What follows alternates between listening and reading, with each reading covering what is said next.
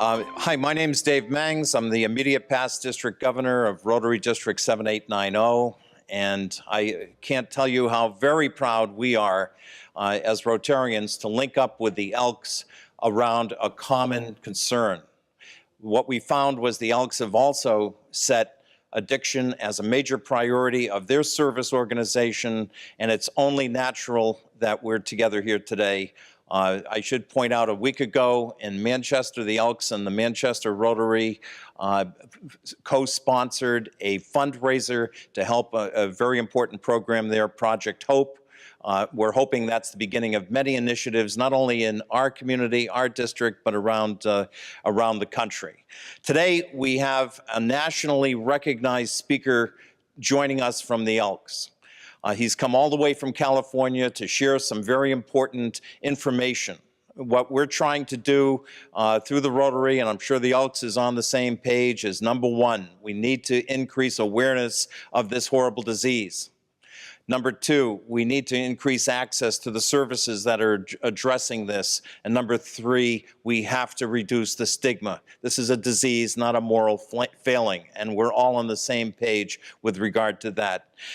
Ray Lozano, our guest speaker, travels the nation for the Elks, speaking on the topic of drugs and alcohol.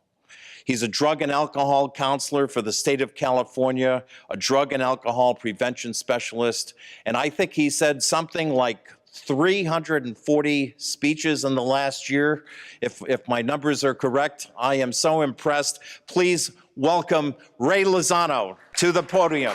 Thank you, Ray. Well, good. Good evening, everybody. Thank you so much for coming out. I know how hard it is to come to these events after you worked all day and everything, right? And anytime my wife says we're going to an event like this, I become like one of those little boys that has to go clothes shopping. I'm like, I don't want to go. Don't make me go. And my wife's like, but you're the speaker. And I'm like, I'll find somebody else. It'll be okay. But yeah. But thank you so much. I want to get a lot of information across in the next few minutes because we've had some great information that came up, but we're always wondering, how does this drug take over? What does it do inside our head? And, you know, how does this drug just, gosh, consume our lives? And so I've had an opportunity to work in the treatment field and the prevention field straight out of high school. I came from a family that was crazy when it came to drugs and alcohol. Personally, never been drunk. Never smoked a cigarette, never tried marijuana or anything like that, but I just came from a family that was crazy. I had one brother that was a drug trafficker back in the 70s, brought heroin in the United States. I had another brother that was a fighter when he drank. I had a dad that drank quite a bit and a mom, and my sister has used meth to the point where they can't put teeth in her mouth anymore. The family's all doing really good now, but as a kid, because I was the baby of the family, I saw this crazy stuff. So when I was a little kid, I had all these questions. Why? Why? Why is my dad a really good guy and then he drinks and he wants to fight everybody? Why is my sister doing so much drugs that her teeth are falling out of her mouth and she doesn't stop? Why is my brother smuggling heroin in the United States? Why is my mom really nice? She drinks and then she thinks it's okay to holler at us. So I just had all these questions growing up as a kid, so I had to answer these questions. So tonight what we're going to be talking about is how opiate takes over the brain, how it takes over our lives. Feel free to ask questions at the end, but hold on to your question, okay? Here's what we need to understand about our brain, okay? Our brain loves easy. It does. If it's easy, our brain wants to do this thing over and over and over again, okay? So our brain always looks for the easiest path to get out of something. Our brain loves fun. It does. If it's fun, our brain wants to do that thing over and over again. Now, when you combine easy and fun together, our brain loves whatever that event is. Easy to do, fun to do. The other thing about our brain is it's super lazy. And now the younger we are, the more lazy our brain is. It is. Once our brain figures out something, it doesn't want to move away from that something. And our brain just gets into these ruts and it goes, I just want to take care of this. And I just, I don't want to move away from this because it's easy for me to figure this out. So our brain is unbelievably lazy. Let me show you how lazy our brain is. Every time I throw this statement out there, I always see somebody look up and go, is that true or not true? But check this out. Our brain is so lazy that we only have 12 meals. Every individual in this room only has 12 meals that you rotate through over and over and over again. How many of you have ever gone to the grocery store and you continually buy the same thing over and over and over again, right? Let me ask you this. How many of you have ever gone to a restaurant, you're driving with whoever, and you look at them and you go, I'm going to order something different tonight, right? And you get there and you actually look at the menu, and what do? Order the same thing, right? Because our brain is lazy. It doesn't want to put effort into it. Most of the time, you could probably walk into the restaurant and not even look at the menu because you know what you're going to get. My wife, she looks at the menu every time. We go out to breakfast, she always gets waffles. And I'm like, why do you look at the menu? She's like, well, maybe I'll get something different. I'm like, you're not, because our brain just doesn't work that way. So once it figures out something, it gets stuck with that something. Does that make sense, everybody? The other thing about our brain is it's really selfish. It is. Our brain gets the lion's share, and it determines where everything goes. So when I eat food at night, that food goes down into my stomach, it turns into energy, and my brain says this: I want what I want, and I'll give the rest of the body whatever's left over. So as that energy starts to be developed inside me, the brain will take the lion's share of that, and it'll divvy out the rest to the body. The other thing about the brain is it will be the last to go. So if you're in a situation where you're dying, the brain will absorb energy or take stuff from other body parts and allow that part to die, but the brain is going to want to go last. And we see that, as we get older. The other thing about our brain is it doesn't know what to do with pain. Our bodies are not designed for pain. They are designed for pleasure. So our brain doesn't know what to do when it gets into a painful event. So the thing that happens, let me see, there's quite a number of people in here, okay? Let's say the end of today, at the end of my presentation, 99% of you come up to me and you hit me on the shoulder and like, man, great job, that was terrific, man, that was amazing. This is all the information we needed to know, man, that was just terrific. Boy, I can see why you're doing all these presentations. Sorry, except for this lady right here. That's why it's tough sitting in the front. This lady comes up to me and she hits me on the shoulder and she goes, it's okay. You know what, you weren't as good as I thought you were gonna be, but you know what, maybe you're just a little off tonight. You'll get it next time, right? Let me ask you this. When I walk out that door, am I thinking about the 99 or am I thinking about the one? The one, how long am I thinking about the one? A long time, right? And if I come back to this situation, do I think about the 99 or I think about the one, right?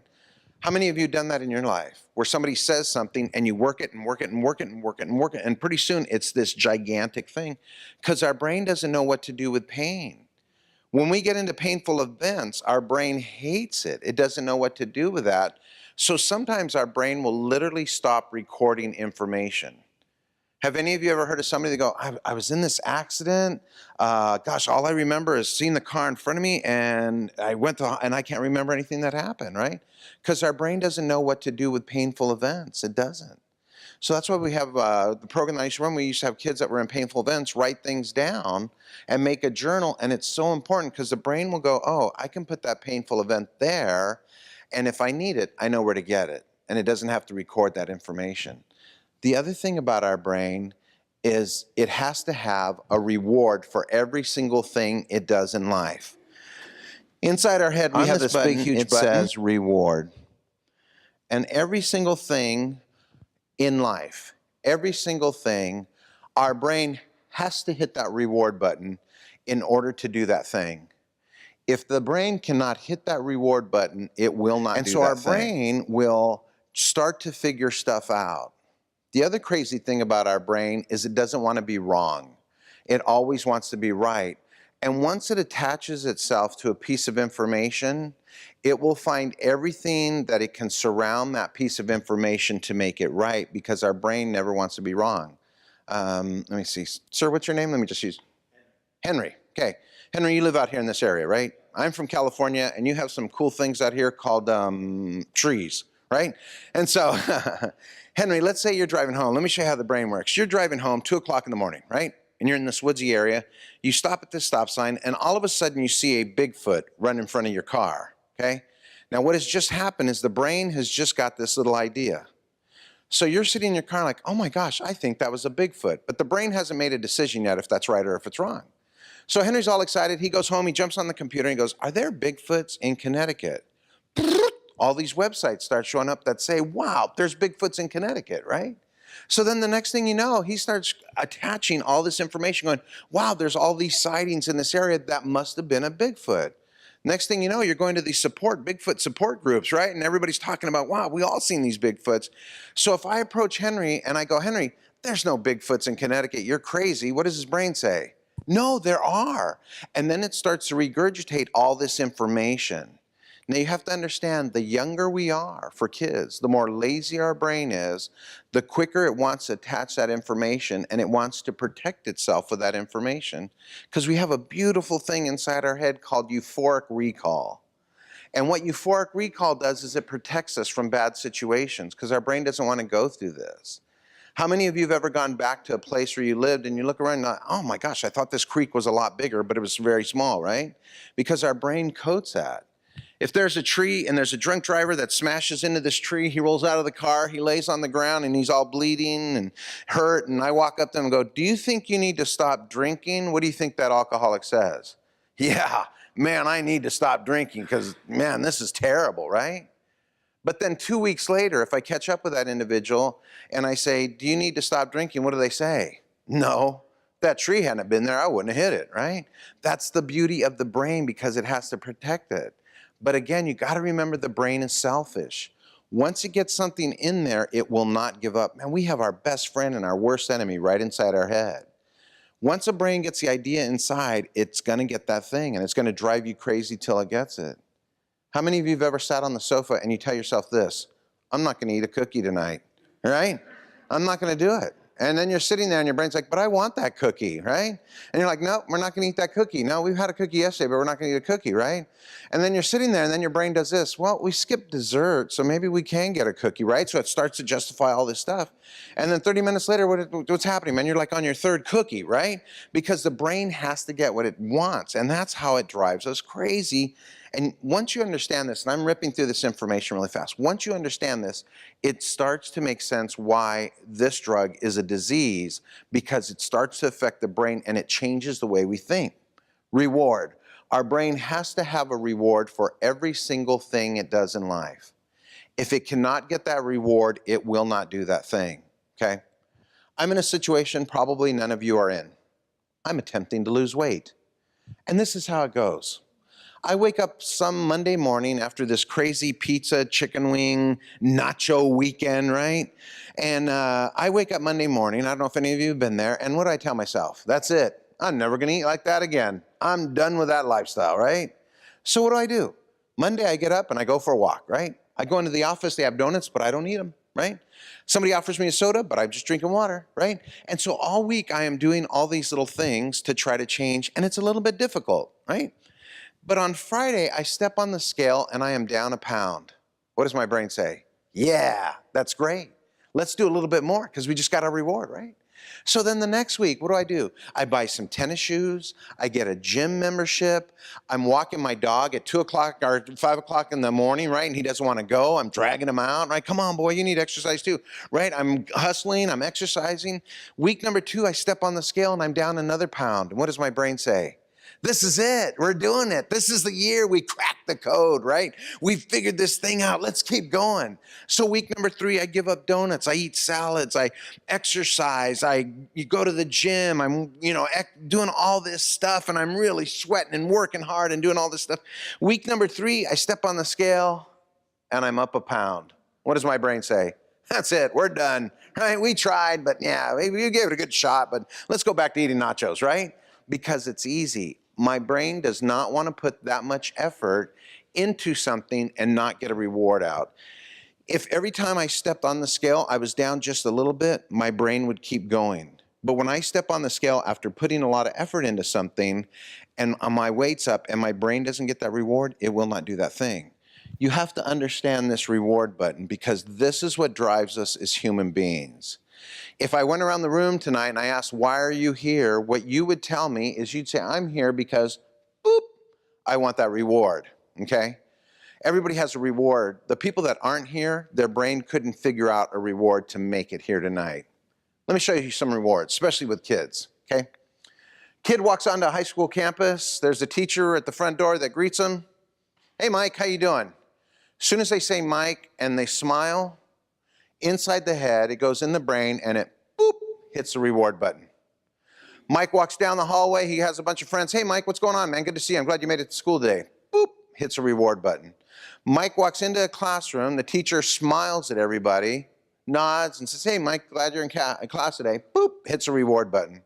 She passed back all these tests. She walks up to Mike and goes, Mike, you did a really good job on that. You know, got a great score on that. Boop, hits a reward button. He takes that paper home, shows it to his parents. They're like, hey, good job, man. Great job bringing up your grades. Boop, hits a reward button. They hang it on the refrigerator. Boop, hits a reward button, okay?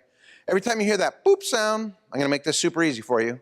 What your brain is getting, it's getting a chicken nugget, okay? And this is the only thing your brain is gonna eat are these chicken nuggets. Any vegetarians? No? I'm not in California, right? Yeah. Yeah. If you are a vegetarian, you get a soy nugget, but you still get one, right? Yeah. I always feel Hispanic when I say that. Soy nugget, right?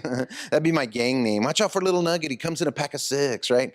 But the thing is, our brain has to have a reward for every single thing it does in life. Now, that chicken nugget that your brain gets, this is the only thing your brain is going to eat. But that chicken nugget's made out of serotonin, dopamine, noradrenaline, norepinephrine, okay? These are the good chemical feelings inside your brain. Now, when I'm doing my parent training with parents talking about this, you have to understand the brain has to eat this. This is the only thing that the brain will eat. And if parents aren't providing that, the brain will go out and find it. And it will go out and it'll search, where can I get that reward from? Because this is the only thing our brain's gonna eat. I have a speaker that is a gang member, and he talks about how the gang would go in and hit the reward button inside his head because he wasn't getting it at home. The home situation was so bad, but these guys that were his gang, and everybody told him to stay away from him, these guys were going inside and hitting the reward button inside their head. So if you're a parent or a grandparent and you want to help your kids not move towards drugs and alcohol, you have to figure out what the reward system is inside your head, because this is what drives us as human beings. I'm here for a reward tonight. Okay, and that's what my brain does, is it goes, I will know at the end of this, this is what I get. And so it wants a reward. Does that make sense, everybody? So our reward, okay. Now, there's two systems that are built into every living creature. These are hardwired in, and it's really hard to unwire these things, but we have two systems inside of us that are built into every living creature. Every living creature wants to survive, okay? Survive. Basically, this is food. Every living creature wants to eat. Every living creature wants to survive. This is hardwired into us, okay? Our brain loves the idea of survival. It loves the concept of survival. It loves figuring out things that are going to help it to survive. Our brain loves that story of they show on the news where the guy has cancer and then he rides his bike and drinks only orange juice and now he doesn't have cancer. Our brain loves the story of the little tiny high school with all the broken equipment that goes up against the big high school with all the latest stuff and they win. Our brain loves the David and Goliath story. It loves it so much that it replays this over and over and over again in our head. Let me show you how much our brain loves the concept of survival, okay? And it loves talking about it. Everybody in the room, real quick, think of your favorite movie. If you went home tonight and that movie was on, more than likely you would watch it. You've seen it 100 times, but you'll watch it 100 times more. You know every single word to that movie. Nod your head when you have your favorite movie. Everybody got your favorite movie? Okay.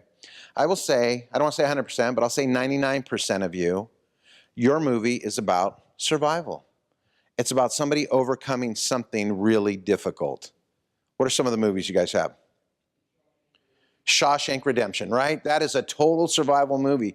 That's my wife's movie. Every time she watches it at the end when he's like, say what the nail, you know, she's like crying and I'm like, did he make it again? She's like, yeah, he made it again. But yeah, that's a total survival movie, right? Injustice has been done. Sir Henry, what was yours? Gettysburg, total survival movie, right? Overcoming this difficult thing. What are some of the other movies we have? Yes, in the back. The Heat. Is that the one with Melissa McCarthy? Yeah. That's why I said 99%, because there's usually one that's, yeah. No, that has a little bit of survival in it and some funny stuff, yeah. Yeah. Oh, It's a Wonderful Life. Total, right? Overcoming, having that eye-opening. Yeah, definitely The Heat's in there, and that's got a love kind of thing. It's interesting. Yeah, It's a Wonderful Life. This is how much our brain loves it. Casablanca, yeah, I get that one all the time too, right? Total survival thing, yeah, and it's just, you go through that. My son's movie, is Saving Private Ryan, big World War II movie. My movie's Independence Day. Literally, if that movie's on, I will watch. The kids make fun of me, but I will watch it, you know, every single time it comes on, because our brain loves the concept of survival. Does that make sense, everybody? Now, let's say we were a group of people living out in the woods, way before technology and all that kind of stuff. We lived in caves or little grass huts. We're all sitting around and we look at each other and we go, I guess we got enough to eat. We're going to survive. What do you think the next system that kicks in automatically? Anybody have an idea? What do you think the next thing we want to do is? Yes, thank you. Yeah, we want to, and I'm usually teaching this to little kids when we talk about addiction. So I will just call it, we want to make more, okay? We want to make more. Every rabbit wants to make more rabbits. Every bear wants to make more bears. Every salmon wants to make more salmon. You guys know what I'm talking about? We want to make more. So this is just an automatic system that kicks in, and it's hardwired into us. It's so hardwired into us that when I do my business trainings, I talk about this. Are any of you part of a church or an organization or even what's happening up here, right? What are you telling people? I think we're going to be okay. We want to start bringing more people into our organization, right? And helping our organization grow. If you're part of a church, what does the church always say? Bring your friends in, right? I'm an Elk member. What are they always telling me? Get your friends in here, right? Because they understand we're going to survive. So it's just the next basic system that's built into us is once we understand we're going to survive, now the next thing is we want to start to expand or we want to grow. Now, make more, this is much more than the action of making more. This is having deep relationships with other people. And the ultimate deep relationship is the opportunity to make more, okay? Let's go back to survival. Let's say this evening, 4 of you get together after this event. You head over to a little restaurant, you have a cup of coffee, you share some stories, you laugh, and you just kind of spend some time together. That event will go inside your head, and it will hit that button 200 times. 200 times. Now, I don't have time to explain uptake and cells and how noradrenaline fills all these gaps and all that kind of stuff, but just understand, it will go inside and hit that button 200 times, okay? They did an experiment. They took a cage that was 10 feet wide, 10 feet long, 3 feet wide, and they had a little staging area right here where there was nothing. The first foot of the cage, it was just empty. From foot 2 to foot 9, they had everything that mice like to do. A little wheel to run around, yarn, a tube that they could hide in.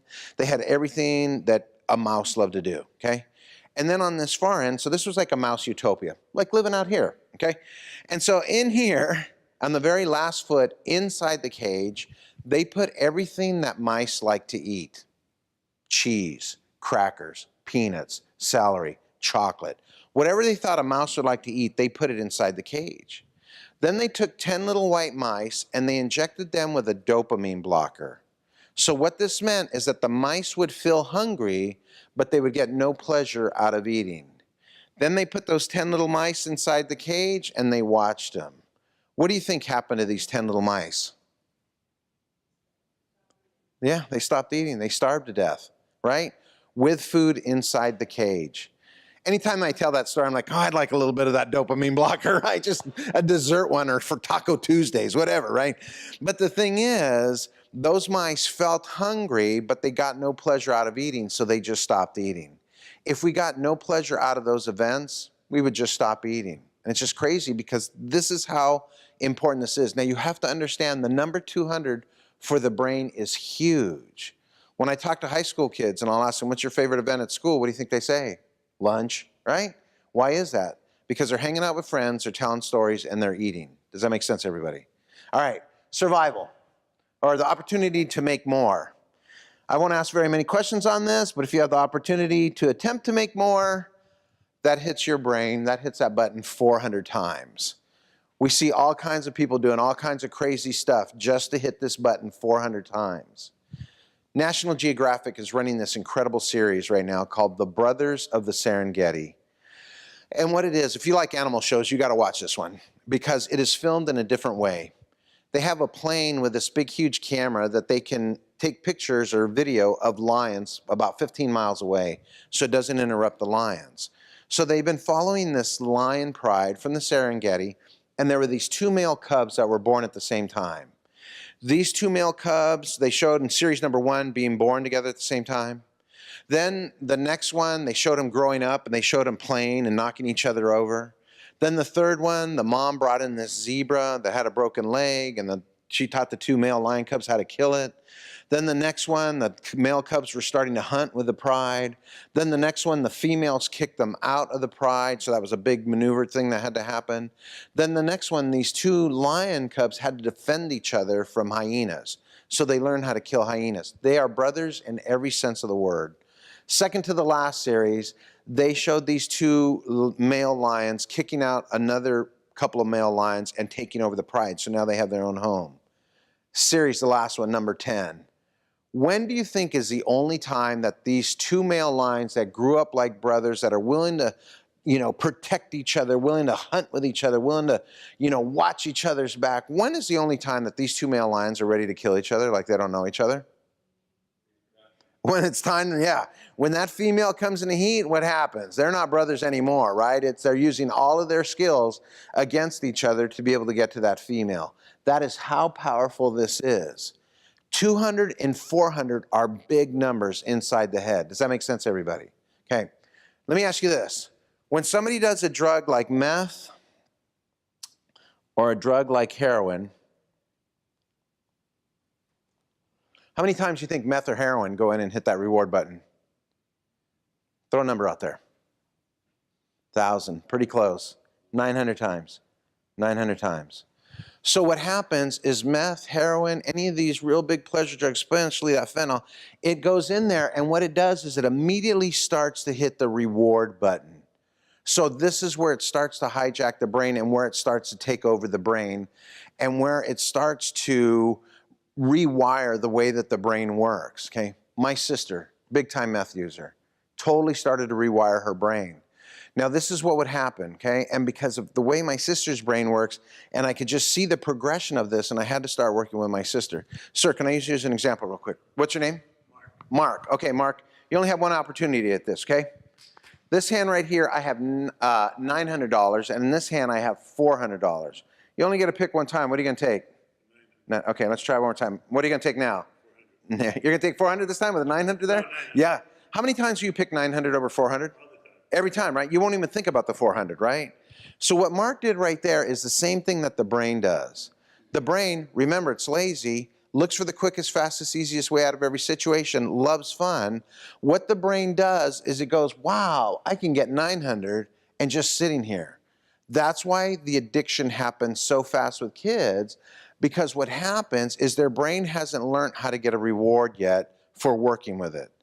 Under the age of 21, what kids do not have, that adults have, all of you have, is a thing called delayed gratification. Delayed gratification. Here's what it looks like. I will go to college for 4 years and suffer through college, and I know that at the end of 4 years, I will get my reward. So their brain is able to hustle through things, but it knows at the end of 4 years it's going to get the reward. High school kids do not have delayed gratification. They want their reward, and they want it now. When I used to pay my kids money to pick up dog poop, when did they want that money? As soon as they picked up that dog poop, right? They didn't want to wait 2 weeks for that money. And so our brain, because we're older, after age 21, 23 for guys, our brain learns this thing called delayed gratification. So what happens, though, is the drug user's brain goes back and it goes, man, I want that 900. The problem with addiction for kids, if a kid sits in a chair, pops open a beer and drinks that beer down, within 30 seconds, alcohol goes in and it starts to hit that reward system. If a kid takes a marijuana joint, lights it, and smokes it, within a matter of 5 seconds, THC goes into the brain and it starts to hit the reward system. The problem with nicotine and cigarettes is every time somebody takes a cigarette and they pull in on that smoke, within a matter of 7 seconds, nicotine goes in and it starts to hit the reward system inside the brain. So for a kid will go, wow, now he doesn't think this way, but this is what the brain says. Wow, I can sit right here and do nothing but this, and my brain gets the reward that it's looking for. Let me reinforce this. Our brain has to get a reward. And if it cannot get the reward through something external, it will find a way to get that because this is the only thing that the brain is going to eat. Does that make sense? So the thing is, my sister started choosing 900 over 400 and over 200. It totally rewired my sister's brain. So this is what my sister first started doing. When we lived about 3 blocks from my sister, she would come over all the time. She had a key to our door. So she would come over to the house, me and my family, we'd sit down with her family, and we'd eat, we'd laugh, and we'd watch movies, right? And so her brain was getting hit with 200. Then all of that is part of the making more. We had relationships with our sister. We would talk, we would share, we would, communicate. She would tell us her problems, we'd tell her our problems, and it was just this great thing. So her brain was getting hit with 600 points whenever she'd come over to the house. Does that make sense? Okay. So one day my sister discovered meth. And so the very first time she used meth, it went in and it hit that button 900 times. But here's what my sister did. Because the brain hadn't quite figured this out yet. My sister would use meth, she would come over to the house and eat, and she would hang out, and we would tell stories and do all that kind of stuff. And I knew something was going on, but I wasn't, trying to figure this out yet. But I knew something was going on. So what was happening is my sister's brain was getting hit with 1,500 points on an opportunity like that. Does that make sense? Okay? But then, just like what we did here, the brain is lazy. So pretty soon the brain said, I don't really care for that 400 anymore, right? So what would happen? My sister, instead of coming over 5 times a week, was what now? Coming over twice a week, right? And then twice a week worked into like 4 times a month. And 4 times a month went down to 1 time a month. And then pretty soon, what did it go down to? The only time I saw my sister is when she wanted something from me, right? And that's because the brain's like, I need to get that 900. How can I get that 900? Oh yeah, maybe if I go back to my brother, he'll give me some money for groceries, but it'll be an opportunity to get back to the 900. Does that make sense? Now, pretty soon, my sister's brain stopped caring about survival and food, okay? It didn't care about that anymore. And so my sister started living in storage units in the back of alleys and dumpsters and crazy places. We'd go visit her, and she would be living in somebody's garage, sleeping in their car in the garage. She just didn't care about survival. It wasn't a big deal to her. So it totally rewired her brain. Now let me ask you this. If my sister got $500, did she think groceries, rent, gas, phone bill, meth? Is that how she thought? No, what did she think? Meth, right? Yeah. And if there's 35 bucks left over, what do you do with that? More meth, yeah. Maybe you know my sister, right? Yeah. Because that's how her brain thought, because it didn't care about making more or survival. I ran a program at Loma Linda University Medical Center where we worked with kids that had addictions. This is going to sound kind of crazy to some of you. I worked there for 6 years, and after year number 2, the hospital started to do research on the program that we were doing. It's going to sound nuts. We were running a 93% success rate of kids not going back to drugs and alcohol 18 months after graduating this program. And they said, what are you doing? What happens with most programs, most treatment programs, and the concept that we need to change is, I'm going to just use you like you're my sister, right? What happens with most treatment programs is you walk into a program and they look at you and they'll say stuff like, you need to stop doing drugs because you're going to lose your family, you're going to lose your house, you're going to lose your car, you're going to lose your life, you're going to lose, and I keep talking about all this stuff she's going to lose, right? But you have to understand this, for the drug addict's brain, they don't care about that. That doesn't make sense to them.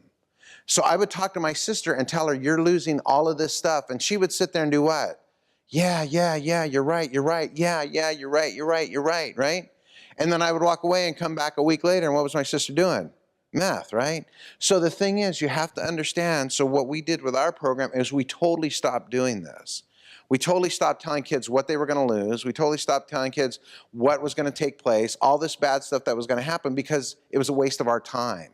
At no point did we even tell kids to stop using drugs, and that used to freak parents out. You're not going to tell my kid? No, it's their decision.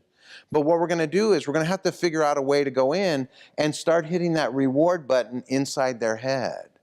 I work with a program, the district attorney's office in Riverside County. And so they ran a program where these kids would get into trouble, and they had the opportunity of standing in front of a judge being sentenced or doing a 6-month program, and whatever they did would be taken off their record. So what do you think kids chose? 6-month program, right?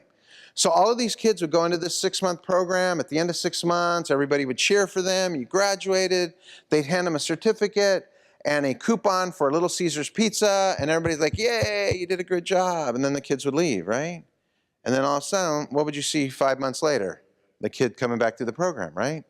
Now, law enforcement does an incredible job. I love what they do. I could never do what they do. But sometimes when it comes to kids or people that have an addiction, and this is why I'm so impressed with what you guys are doing, you have to change your concept on how you work with people that have an addiction. So the DA's office brought us in because they heard about the success that we were having because we were like bombarded with parents and their kids. And they says, what are you doing that we're not doing? I said, well, let me and my team come in and let me sit down and we're just going to watch your program for a while. So they would fill a room with kids, about 40 kids, and this police officer, probation officer, would come in with a bulletproof vest and a gun on his side and a badge and looked official and everything like that. And he would walk into the room and he'd look at all these kids and he'd go, kids, stop doing drugs because, right? Then he'd walk out and that was his program. And so he felt like he got information across. So we sat through this program for a number of weeks. Then the DA's office brought us back in and he says, what are we doing wrong? How much is this going to cost us? So it's not going to cost you anything. He says, really? I said, yeah, real simple. Here's what we want you to do. All I want you to do is have your probation officers come out and occasionally smile at the kids. That's all we want them to do, is just throw a little smile out there, because a smile goes into your brain, and what a smile says to your brain is, I'm not going to kill you. That's basically what a smile is saying.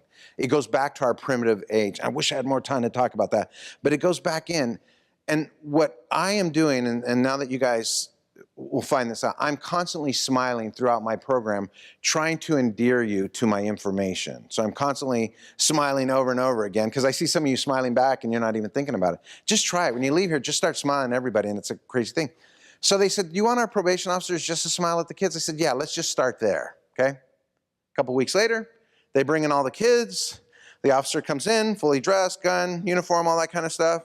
And he stands in front of the kids like this and he goes, kids, don't smoke weed because marijuana is really detrimental for your brain. And kids that smoke weed have a tendency not to graduate high school, all right? But the beauty is he was trying it. He was doing it, right? Now the kids were like, is this guy having a stroke? What's going on? You know, but he was getting this across. And all of a sudden we saw a little tiny click in our stuff where kids were starting to show up on time just a little bit more. So they were still having a lot of problems, and kids were like, you know, not graduating, all this kind of stuff. And they said, what is our next phase? What do we need to do?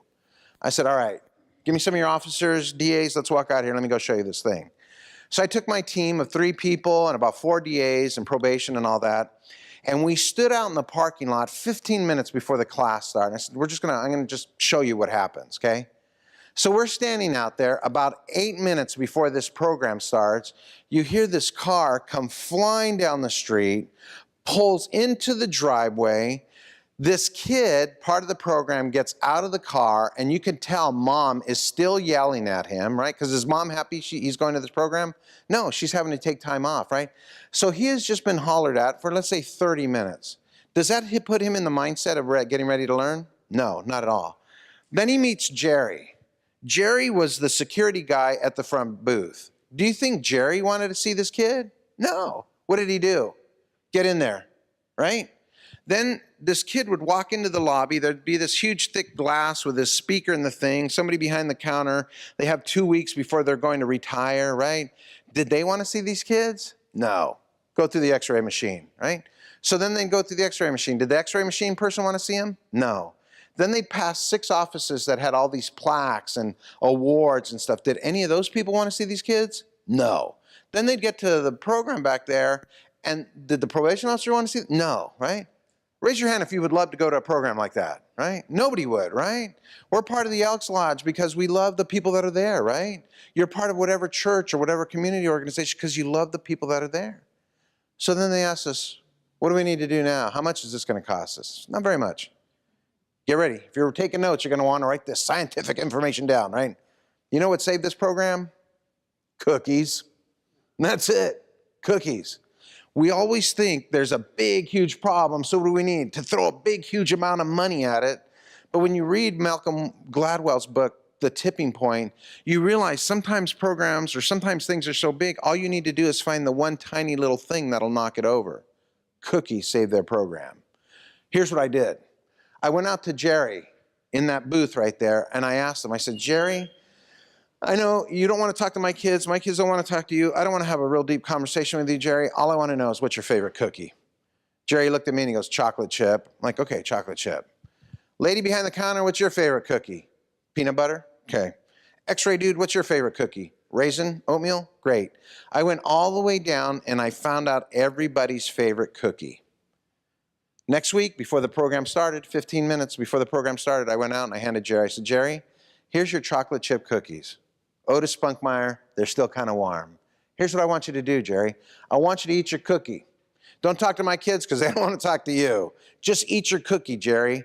And when you see the kids come in, just point with 2 fingers like that, but eat your cookie. That's it. Don't say hi to them. Don't do anything. Just point and eat your cookie. Lady behind the counter, don't talk to my kids because they don't want to talk to you. Eat your cookie and point with 2 fingers that way and smile if you want.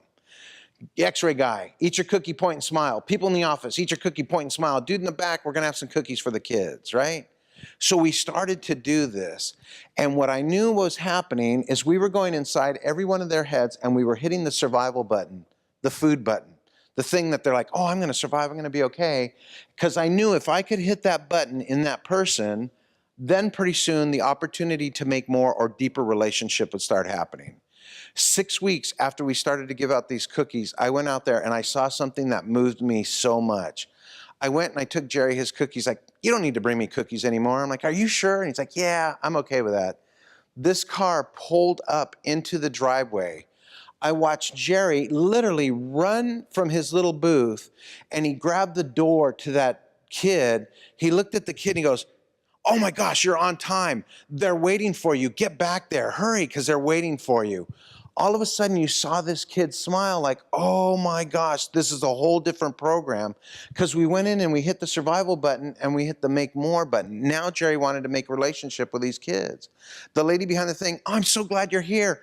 Just hurry, go through the x-ray machine because they're waiting for you in the back. Everybody started to come out of their office high-fiving these kids for being on time. I'm glad you're here. Thanks for being here. The kid got to the back of the program and he had 1, 2, 3, 4, 5, 6, 7, 8, 9 people thanking him for being in that program. Do you think that changed his mindset? Yes. Here's the thing. They now have another problem at the probation officer now, or the probation program now. They have kids that do not want to leave. These kids graduate the program and like, what can I do to stay in this program? I'm like, well, you graduated. Here's your little certificate. But they're like, I want to stay. So we have to understand when we're working with people that have addiction, when we're working with people that have opiate addictions, one of the things that we always do is we feel like punishment is going to help. But the thing is, that's not the way that their brain is working. They want to have the same thing. And so we need to figure out how to rewire this back into their brain. My sister, you know what got my sister off of meth? This is crazy. Fudge. That's it. I took all of this stuff that I learned and I had a relationship with her, but I knew I needed to go back and I needed to hit that survival button. Anybody who does a drug like meth or heroin, they kill all the taste buds on their tongue, savory, sour, but the one that stays is sweet. So my sister could taste sweet really well. So I started to send her fudge. This is how I kept track of my sister. I would send my sister fudge on Monday and I would send it overnight so I knew she was going to get the fudge on Tuesday, right? So what would I get Tuesday afternoon about 2 o'clock in the afternoon? Hey, thanks for the fudge, brother. I love it, right? And so I kept sending her fudge, and at 2 o'clock, I'd get that text. 2 o'clock, I'd get that text. 2 o'clock. So about 6 weeks into this, I sent her fudge. I didn't get a text on Tuesday. I didn't get a text on Wednesday. I didn't get a text on Thursday. So what do I know? She's going back to drugs, right? And she lives 12 hours from me. So I immediately jumped on the phone Thursday night, and I said, hey, I know that you're thinking of going back to meth. She texted me back, no, I'm not. I'm like, I know you are. She goes, how do you know? Now, I was playing on her paranoia part of her brain. I said, I got people in town that are keeping an eye on you. And she's like, oh my gosh, right? And so she freaked out on that. But what keeps my sister sane and connected to me is I have to go in and I have to hit this reward and survival button. So when we're working with a person that has addiction, and this is just a nutshell of the very bones of what we would run with this program. When you're working with a person with addiction, you have to understand they think different than we do. It has rewired the brain. So when we sit and we tell them, don't do drugs because, we're always talking from this right here, but they don't understand that. The big question is, how do you engage that brain? How do you get that brain back to functioning with that? How did we talk to the kids and see a success program? And I wish I had more time to explain this. Here it is. You need to engage their brain. The only way you can engage a kid's brain is by asking questions. So you have to understand whoever asks the question guides the conversation. So what we did the first 3 weeks of our program is all we did is we asked kids questions. That's it. Why are you in the program? I don't know. I got busted with weed. Do you think it's marijuana's fault? No. That probation officer hadn't busted me, I wouldn't be here. Yeah, you're right. How are your grades? Bad. Do you think they're bad because of marijuana? No. It's that teacher. That teacher wouldn't keep putting that stuff on me, I wouldn't have these problems. Like, okay, yeah, you're right. What's it like at home? My mom's always mad. Do you think she's mad because of marijuana? No. My mom's just mad all the time, you know. And so we would go through this for about 3 weeks, just asking questions, getting their story. We would never give them 1 ounce of advice. You have to understand that when you're working with a person with addiction, you need to understand all that stuff we talked about the brain. The brain is protecting itself. The brain is trying to avoid pain. The brain wants what it wants. And so what we had to do to start chipping away at this is we just had to ask a lot of questions. At the end of 3 weeks, I'd sit down with these kids and I could tell you how many times this little light bulb went on in their head. I'm like, hey, Eric, let me just read some of this stuff back to you and let's try to figure this out. You're here because of marijuana. You are having problems at school because of weed. You're having problems at home because of weed. You're kicked off the team because of weed. Blah, blah, blah. And then all of a sudden, the words are coming back to them. I'm not telling them it's weed because I can't do that because their brain won't allow that. But I'm reinforcing all the stuff that they said. And there's so many times I look at the kid and I go, you know, I'm going to be honest with you. You're a terrible weed smoker. You don't know how to do it without getting in trouble. You need to kick up your skills when it comes to kicking weed because you're just getting in trouble. And there's so many times that all of a sudden the kid saw his own words, boop, and this little light bulb would go on. So when you're working with a person with addiction, and again, great job to what you guys were doing because it sounded like you asked a lot of questions, right, to figure out what direction you're going in. Because it goes in and it hits that reward button 900 times. Questions, thoughts, this is just in a nutshell. So things about this, things that you're thinking about. And you have to understand, once the brain gets to that place where it's 900, like my sister, the brain gets to the place where it's egocentric. So the drug addicts, it's their world. So it's okay to steal from me because I live inside their world. So when we come against them on that, they're like, it doesn't matter because you're in my world and I need this and the brain wants this, you know. Yes? You were talking... Okay, thank you. Some of your examples were towards younger kids, maybe 18 to 25. What happens with an adult, somebody who's not been using for most of their lives, and then all of a sudden, you know, they're in their mid-30s, and you know they're addicted to opioids. Right. Is it the same cycle? Is it the same? Yeah, it pretty much is. It changes a little bit, but you have to understand these are hardwired into everybody. So survival and making more are hardwired into it. So I could tell when my sister was using because she didn't want to come around and she didn't care about what she, you know, ate. So as my sister started to get cleaned up, all of a sudden she started to eat again and she started thinking about where she wanted to live. But you have to understand, once you understand this concept right here, these 3 things, you pretty much can work with any population. And so if you bring a person that has an addiction into a program where it's causing them more pain or more suffering, they have a tendency to back off on that because the brain hates that. Does that make sense? And so there's some new things that are taking place in the treatment field with this concept. Yes? Ray, you've done a great job tonight. Thank you. It seems to me there's 2 elements to what you're talking about. One is the psychological craving because of the reward system. Right. But there's also, certainly with heroin, a physical addiction that occurs as well. Right. How do you relate the obsession of mind with the craving of body? With all that? Yeah. From all the stuff that I've figured or have worked with heroin addicts, the biggest fear, one of the biggest fears, that whole withdrawal symptoms that they're going to have to go through because the brain doesn't know what to do with pain. And so the concept of like, oh my gosh, I'm going to have to get off heroin, but I'm going to have to go through this very painful event. That's a big fear that our brain has, and it's a legitimate fear. I mean, most of the opiates that are put out there for prescription are to avoid pain. So one of the things is when we were working with that, it's just having people alongside them that are going to, one of the things that is really beneficial in treatment is having people that have gone through it. Because if I can sit down and work with somebody that has gone through it and go, this is how you're going to feel, this is what you're going to go through, you're going to be sweating and you're going to be freezing cold, and they can walk them through that, it preps the brain for that understanding. Does that make sense? And so working, that's the physical addiction, and that's the fear of sometimes getting off that drug, is just going through that pain. So yeah, working through them with that. Other thoughts, questions? Did all this make sense, everybody? Yeah, so I kind of went through it because there's another whole half on this, but for another night. Good. Good, thank you so much, guys. That's my reward right there, so yeah. You know, Ray, you came all the way out here to Connecticut to share a story from California. You know, you have a wonderful presence about you, and you know, as an elk, and I'm personally a Rotarian. You know, I'm so glad that we've formed a partnership to address the opiate crisis in our country. Thank you so much. Thanks for coming tonight. Everybody, thank Ray. What a great job that was. Thank you, Ray.